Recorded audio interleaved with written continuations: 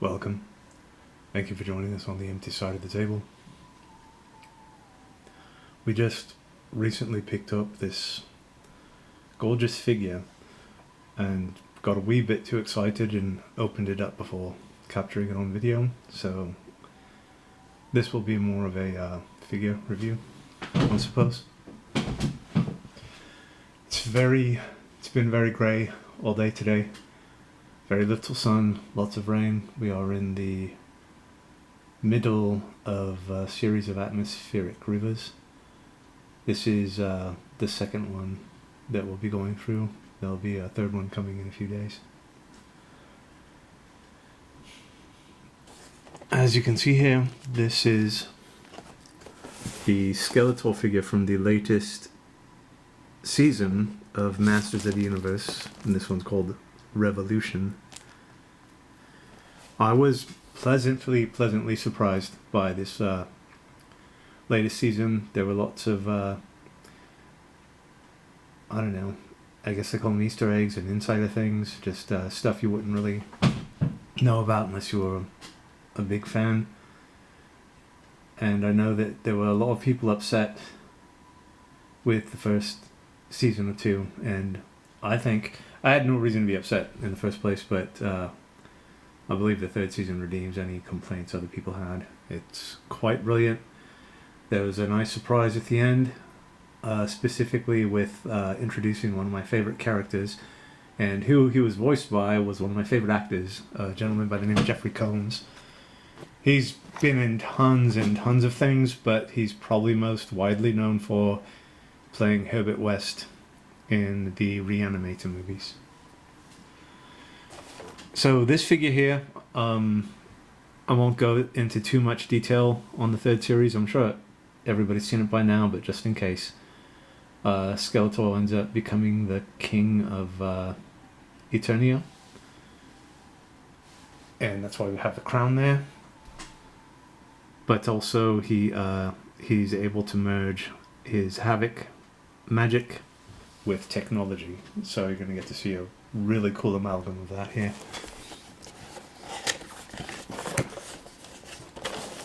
And as always, there's some brilliant paint jobs on these. A lot of this stuff would make some brilliant posters. I thought initially when I picked this up, seeing this picture, knowing it was a painting, I thought maybe, just maybe, his jaw would be hinged. But it's not. No big deal though.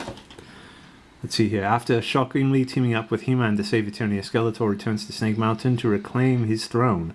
However, the cult of the Motherboard have transformed him into a cybernetic slave. And we have also available Sorceress Tila, Man-at-Arms, Trapjaw, and of course Skeletor.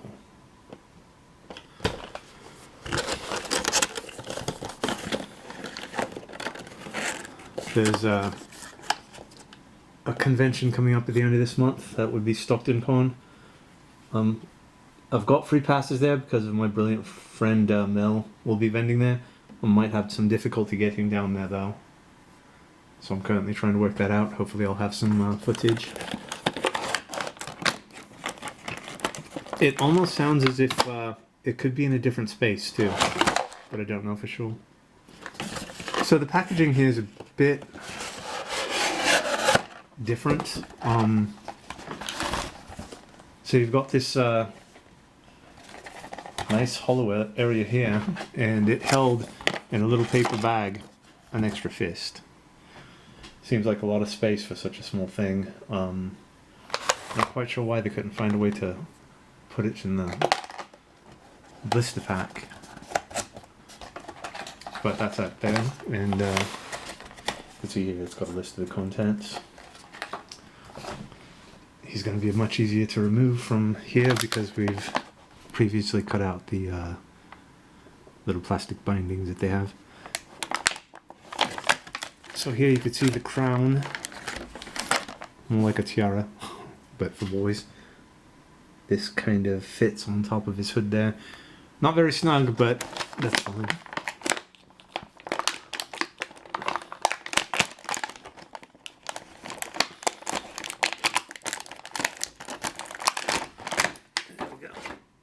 Okay.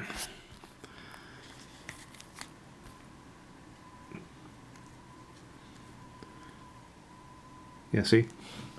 All hail King Skeletor. Alright, so let's look at the posability here. On his left arm we have a shoulder that is able to swing up. Very stiff. Also up like that. Okay, so he swivels at the bicep here, and he has double jointed elbows. You can see that right there, yeah. Obviously the hand is removable, because it comes with that extra fist. And there's some play in there's a joint for the wrist. I don't like to mess with these too much, and with figures in general, because they tend to snap. If you really truly want to make it more posable, I've had luck with just dipping it in really warm water and giving it a little bit of play. Head has got some nice swivel movement. I can turn side to side. Now this arm here, which is beautiful, like the structure of it, and the skull's got some technology things, bits and bobs running through it. So this just points up as near as I can tell. Can kind of go out to the side. Obviously this shoulder thing here is blocking it from any true mobility. I thought also initially that this might be kind of rubbery and bendable where it has the metal wires inside. I'm kind of glad it's not, because I remember playing with toys like that as a child and the wires would end up just poking through the rubber. The head swivels a bit. Yeah, there we go. And the jaw is hinged, if I can get it open here. Let's see. There we go. That's cool.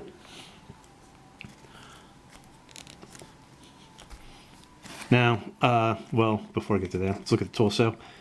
It swivels on the bottom here. There's a little bit of play up at the top, not too much. I do like this bit here though. That's kind of cool looking. Now the legs are the highlight for me. Look at those. The calf and the feet, knees. Okay, so it can swing up a bit, hindered by the tunic, skirt, whatever you call it here. It looks like it could swivel right here, but it doesn't. It swivels up there though. And there's also a swivel near the, I forgot the name of that muscle, I'm sorry, calf? Yeah, that's it. Also the ankles, if you can call them that, can point. They're very stiff though, don't want to mess with them too much. I suppose the knees don't necessarily have to be double jointed, plus the sculpt may not allow that.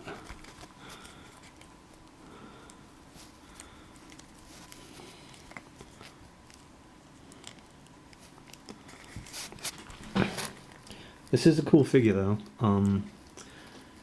Would have liked a bit more posability, or maybe even like a removable arm. Like you could switch out the arms. I don't know how they would do that, but that could be pretty cool. Bit disappointing that this isn't more posable.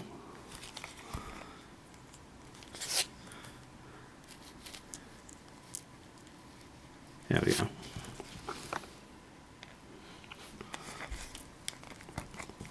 In general though, the sculpt is pretty brilliant. I like the cybernetic look. And the, I guess you'd call that the blue stuff, the circuitry. That's pretty cool. This is a nice figure though, I like it a lot. Actually, we do have the motherboard figure, Comic-Con exclusive we got this past summer. Might be cool to see these two together, yeah? The cybered out Skeletor and the motherboard, and Triclops, who's like a priest or something. Acolyte, I don't know. Huh, that might be cool. Maybe take a series of pictures or something.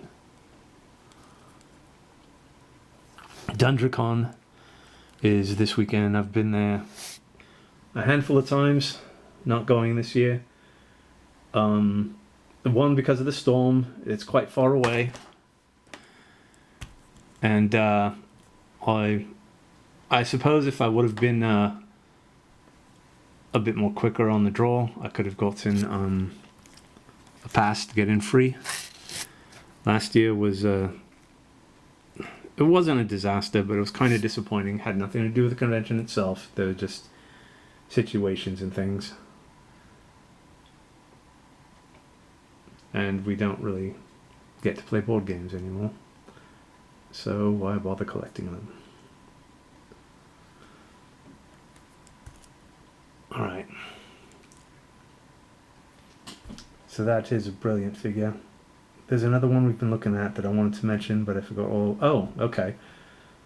So I've been getting things on my on the internet of this Universal Monsters Transformer called Frankentron. I'm kind of ignorant about about the current Transformers stuff. I haven't collected them in a long time. I tried to only collect a particular Transformer, and that would be Shockwave. But of course, we adore Frankenstein, so Frankenstein Transformer sounds like it could be brilliant. The figure looks really nice, and upon seeing the ads for it, and getting really excited, and it comes in a case that's supposed to resemble like an old VHS tape from the 80s.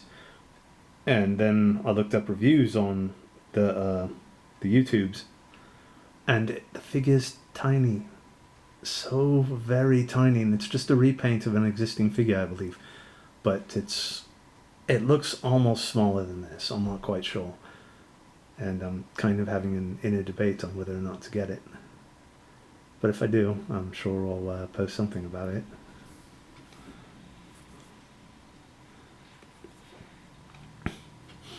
Just to go over things again, hopefully we'll have some footage of our time at Stockton Con at the end of the month. If I don't go there, no big deal. But it's something to look forward to, so we'll just leave it at that. I hope you have an amazing weekend. Take care. Always be kind. Thanks for joining us.